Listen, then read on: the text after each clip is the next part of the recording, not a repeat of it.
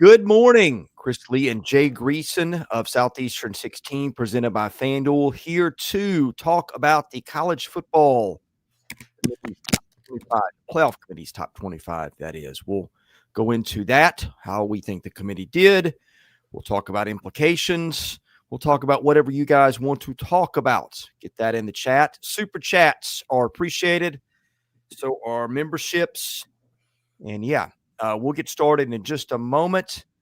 Before we get there, a reminder, we are brought to you by our friends at Game Time Sidekicks, who make these lovely 40-ounce tumblers, officially licensed stainless steel drinkware, every SEC school, 350 other universities, stainless steel sippy cups, tumblers, 40-ounce bottles, and shaker cups. SE16 gets you 20% off your entire order at GameTimeSidekicks.com. Jay Greeson, let's start with you here.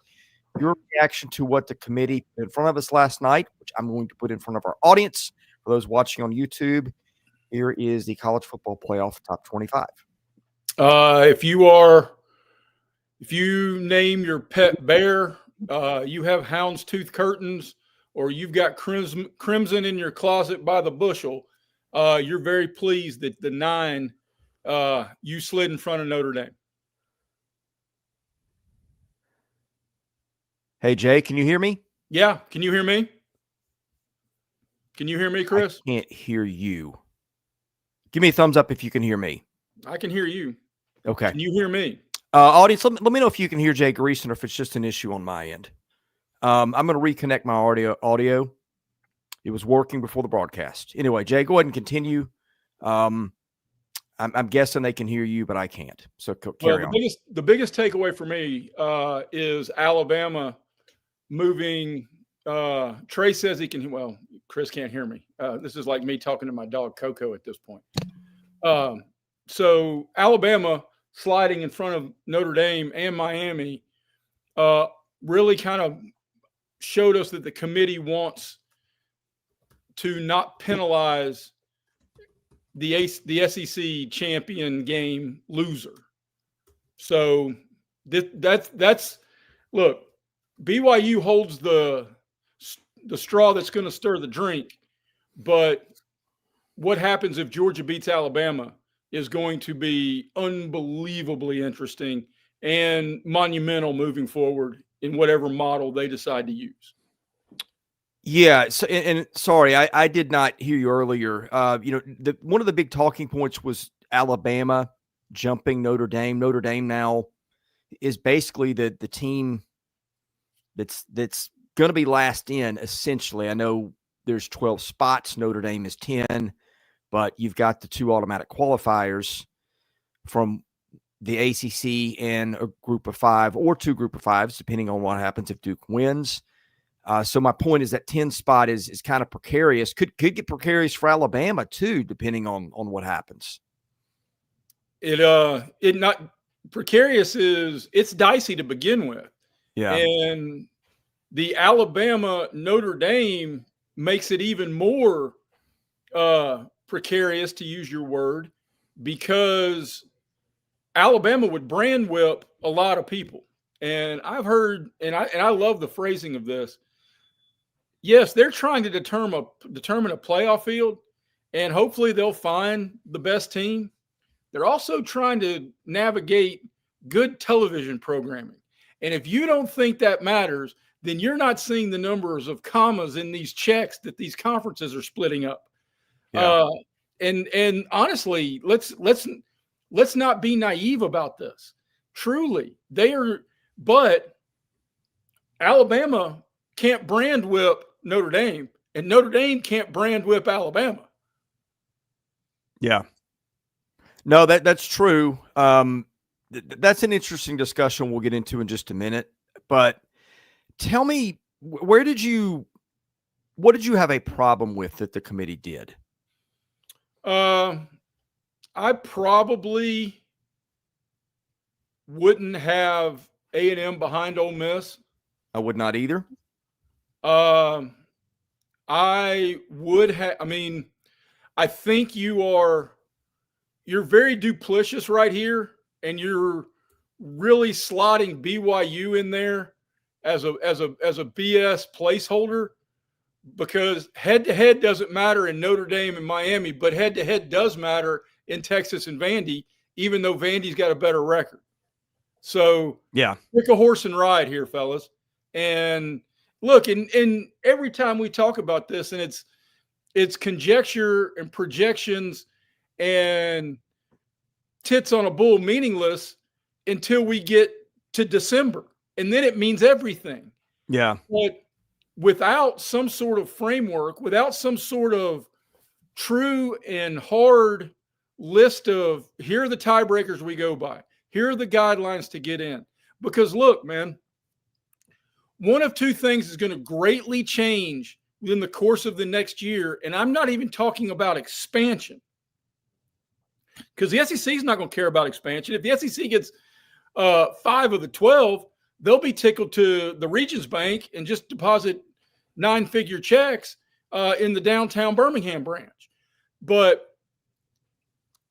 one of two things are going to change. Either the conference championship is going to have weighted value. Otherwise, it would have behooved Alabama not to go. Alabama would have needed Texas. Well, they'd have been in. Alabama, if they lost Auburn, they'd be out. But I don't see how you can hold a conference championship loser out of this, but then the same thing's going to be said about BYU.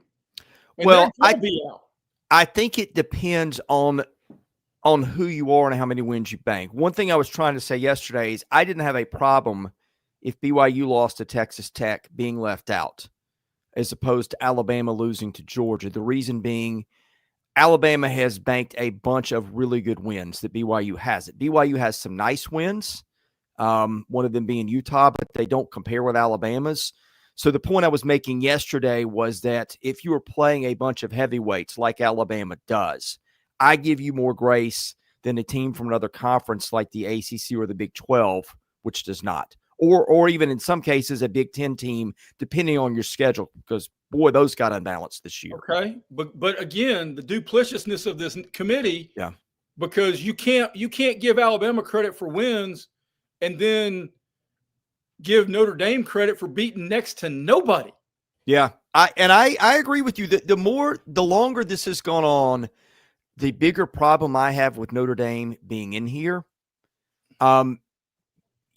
We called it from the start. The Notre Dame-Miami pairing to start the playoff rankings was confusing. We called it the minute it happened. It felt like the fix was in for Notre Dame.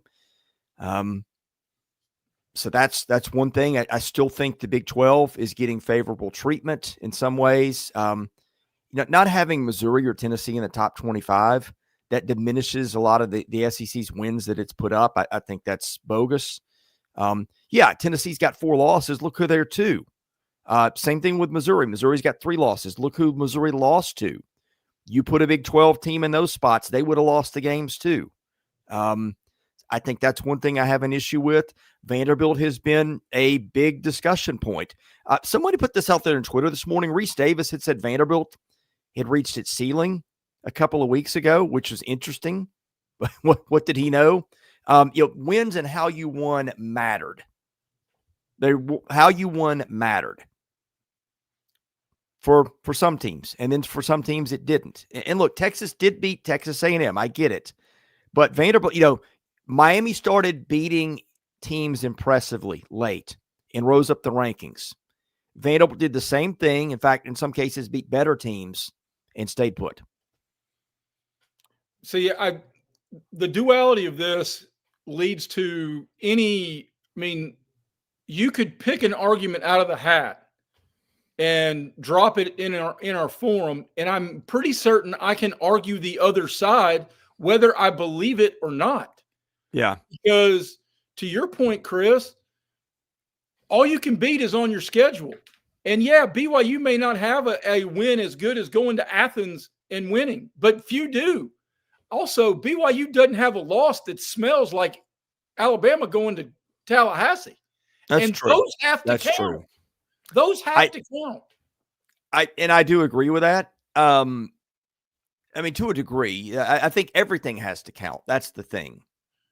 Well, And we pick and choose sometimes what counts and what does not, we being the committee. The two things that I think are going to change, and they may both change anyway, there's going to have to be some sort of infusion to conference championship games, and there will be overhaul. And the committee is scared of overhaul. The NCAA is scared of overhaul because at some point, somebody's going to wake up and say, why the hell are we flying these people in here? Let's have a computer pick this mother bleeper. And but you can build bias into computers too. You can, but it beats a whole room full of people with vested interests and a bunch of them picking and choosing which argument they're going to ride. And hell, man, I'll bet $1 to a donut I know more football than 90% of the committee.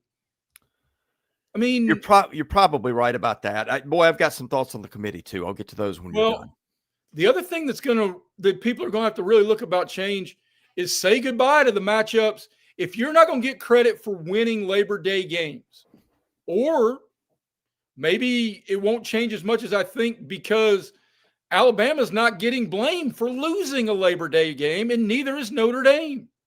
So those games are freebies in the eyes of the committee. What the hell what are we doing then?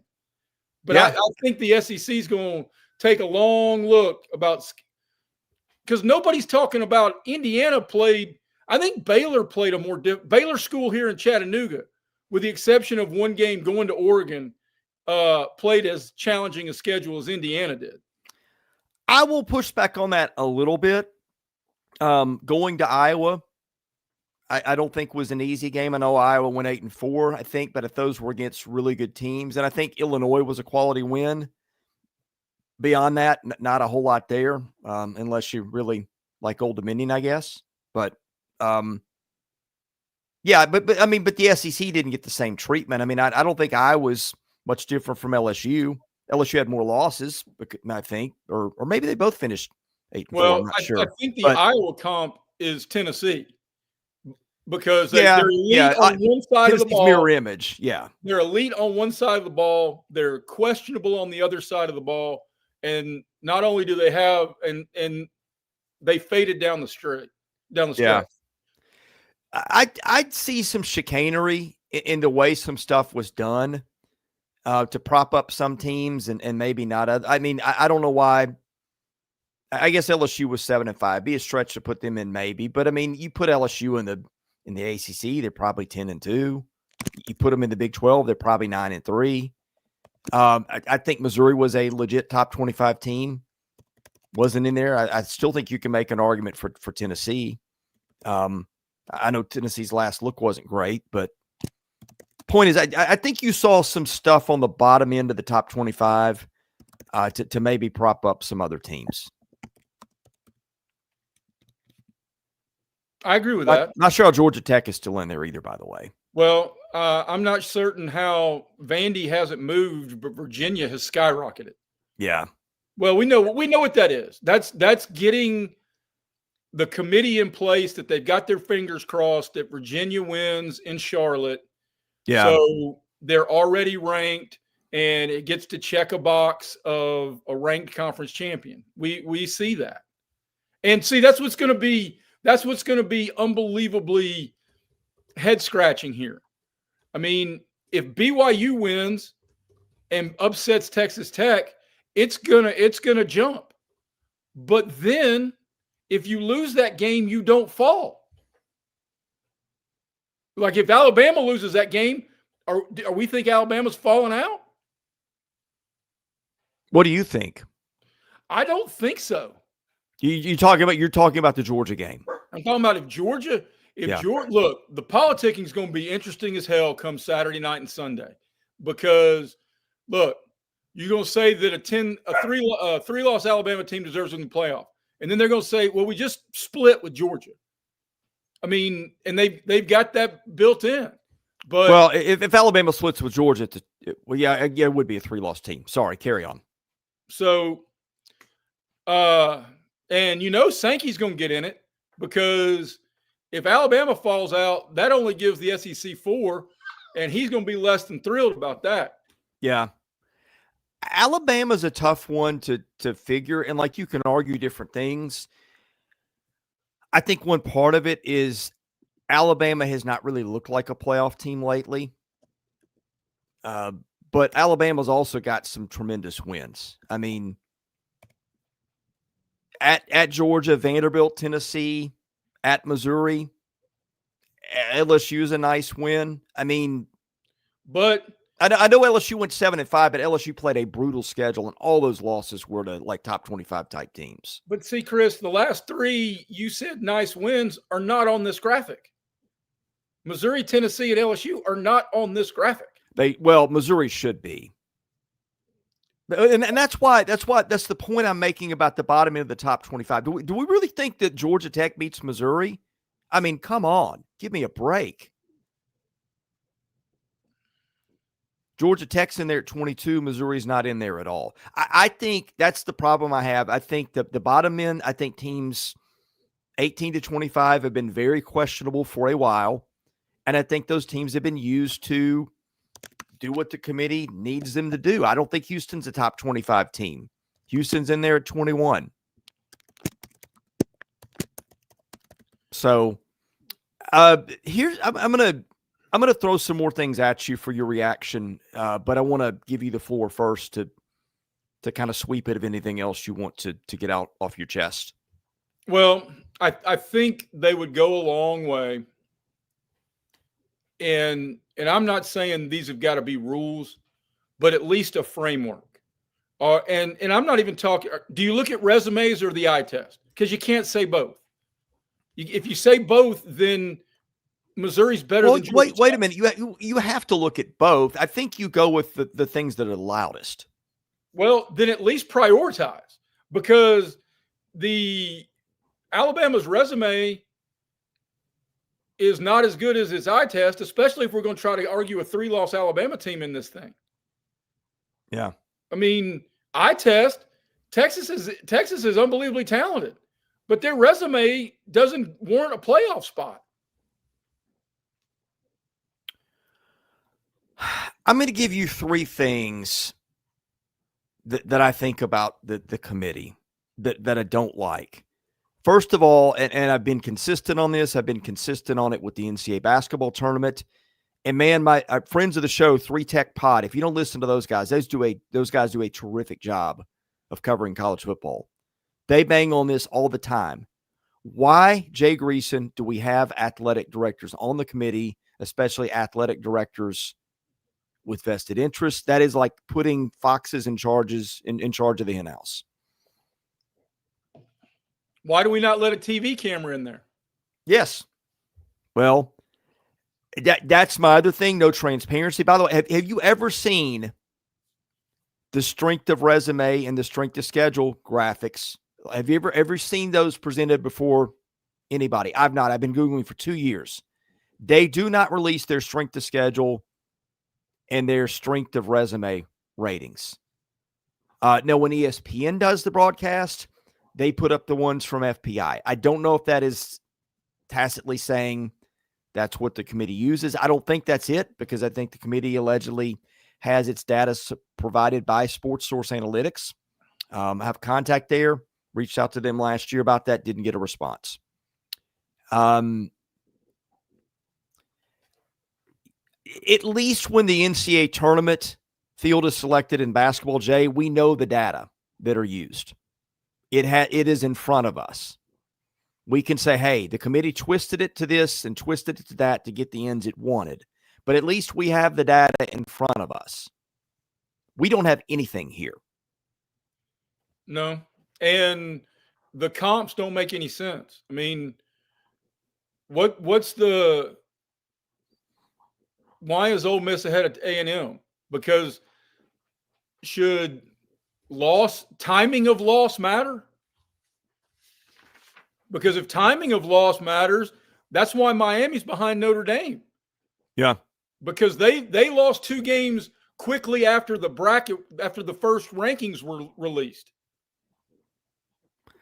I mean, it does feel like timing of losses mattered here, does it not? Yeah. Because we've talked about it with Alabama. We've talked about it with Texas. And I feel like there's another team in there too. To your point, though, it didn't matter to Georgia Tech. Nope. Because they Nope, got it did not. by Pitt and then scored all of 9 points against Georgia in Atlanta. Yes.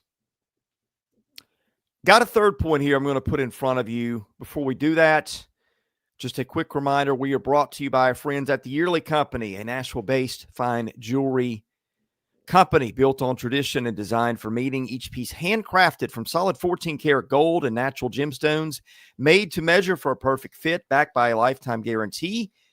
Every Yearly Company bangle is custom sized, so knowing your size is the most important first step before you order. That's where the sizing kit comes in. Code SE16KIT, KIT, will get 100% off your sizing kit at checkout.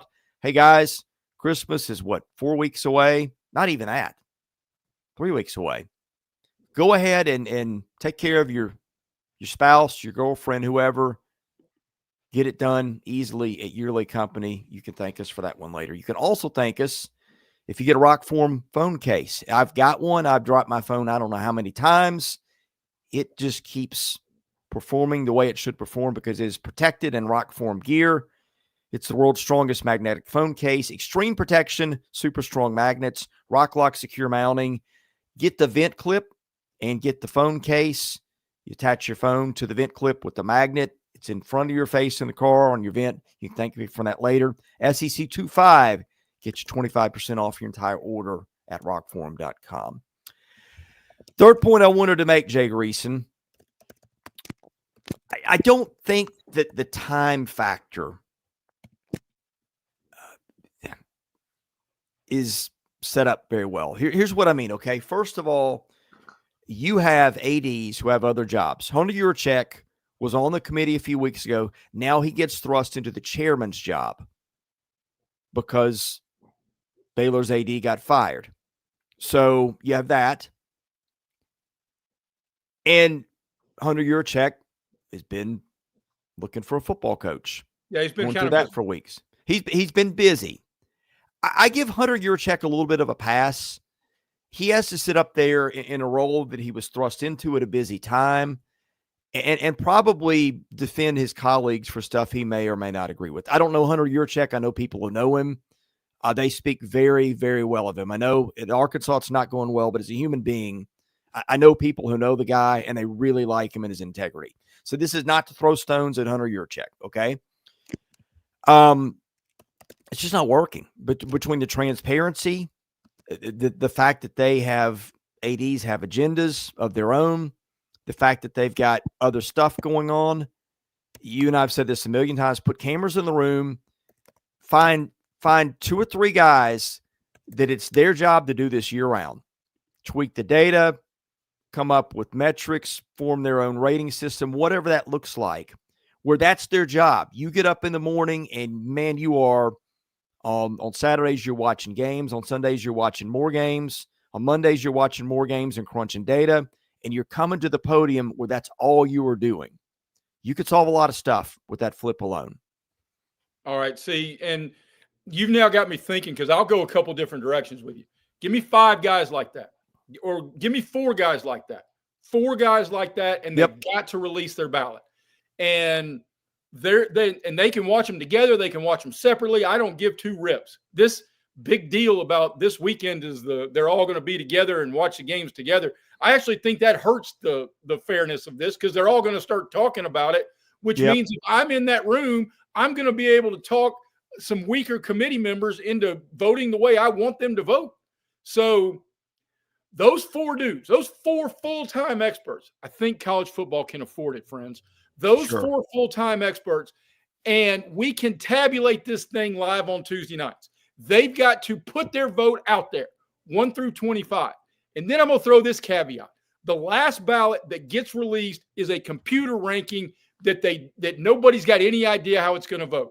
They plug in all the numbers. These other 4 dudes can say, I'm a resume guy. I'm a eye test guy. Playing well at the end of the year matters more to me than playing well in September, especially airing the portal. I can make an argument for all those things. I really can. Just be upfront and tell me what your path is. So then everybody, they tabulate the other 4 ballots. This is what the ranking is, and then here's what the computer says. And then you put that in, and every vote counts 20%. Even with the computer rankings, Jay, I'm starting to have an issue with those more. I was looking at FPI. I don't know if it's changed recently, but the last thing I saw on FPI, a lot of it is done by stuff with your code. A lot of there's like 4 years of data that go into FPI, right? So I don't know how many other computers backweight different years. And like, look, 10 years ago, that might have been the way to do it, right? Because you had more continuity with the rosters, with coaching, with a lot of stuff. But like in Vanderbilt's case, okay, if you're putting 4 years of data into that, you're putting in that awful year they had 2 years ago where they went over for the SEC and lost every game by 17 points. I would like to know a little bit more about what goes into the computer data they use. And is it just data from this year by the time you get to the end of the season? Because to me, that is a big, big question. And it's more pertinent than ever in the overhaul that the portal allows. Yes, exactly. I mean, like there's so many issues with it now based on the way it's set up. And look, maybe ESPN's FPI has made some tweaks, but most computer systems go into the year with some kind of a built-in bias based on past seasons. And again, I don't think that's most eras inappropriate.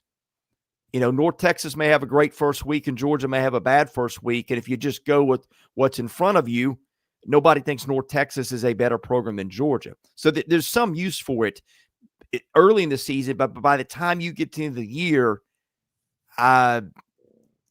tell me where that's relevant in this era, because I can't. I really can't either. Yeah.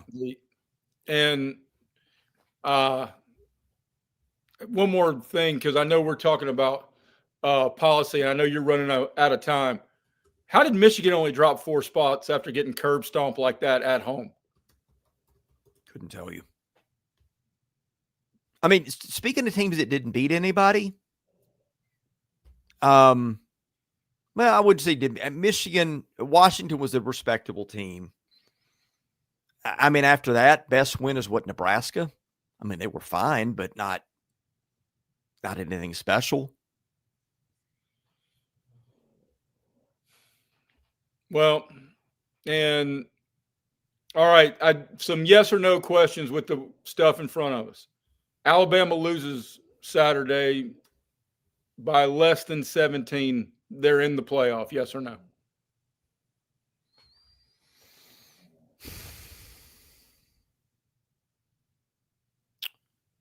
I think less than 10. Okay. I say yes to, as long as it's not 3 touchdowns. And I throw this caveat in there because it could give them cover. If Alabama runs like 21 times for 38 yards and Jam Miller doesn't play, it gives the committee cover of, look, their best running back's on the shelf. We don't know if he's going to be back. Is that a big enough deal? But I think yes. And I think Sankey's going to be on the white courtesy phone to Hunter Yurachek a lot Saturday. Well, Alabama was the team last year that was the team of debate, whether Alabama should be in or not.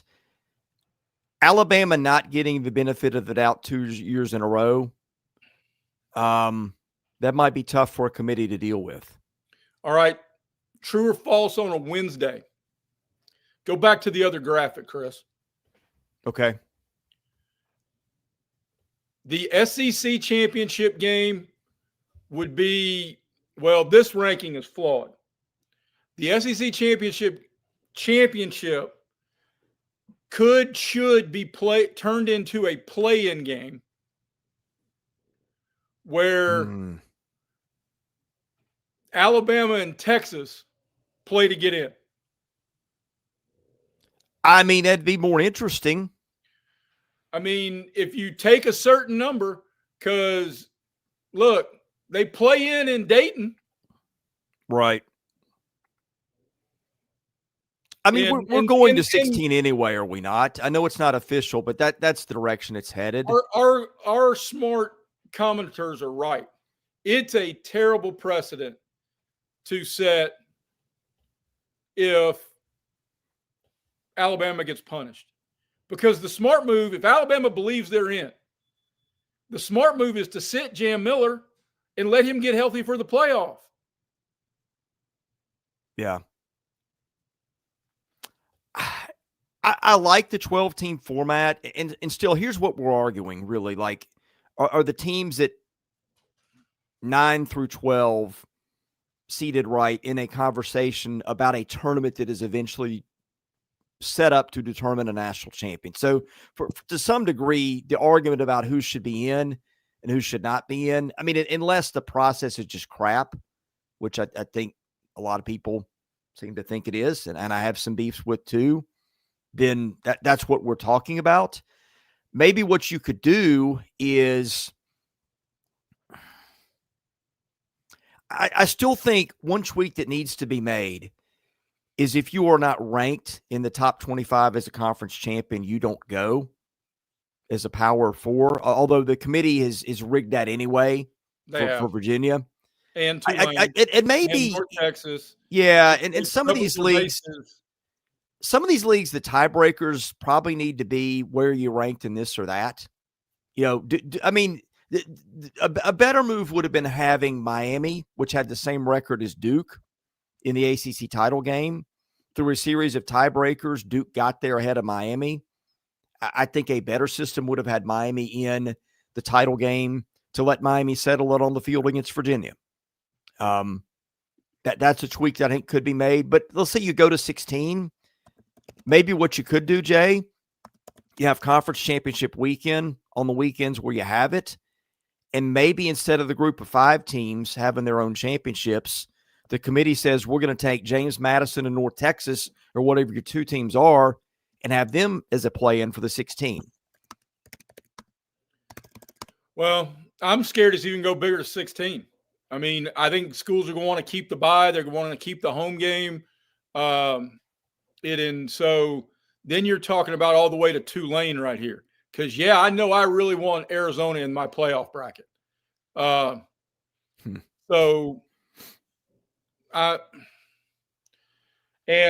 we hadn't even gotten into the craziness of what happens if it's ACC football, man. Anything can damn well happen. A 75-year-old coach of an ACC team can date a 25-year-old smoke show. Anything can happen. So if Duke wins, what the bleep, man? Yeah. Because then I mean, you're right. If Duke wins, you're looking at maybe Tulane and James Madison both in the playoff. Right. Or North Texas. So, yeah, it is a weird world we're living in. All right, Jay, I've got to run to something else. Any parting thoughts for the day? Nope. Everybody be safe. Stay warm.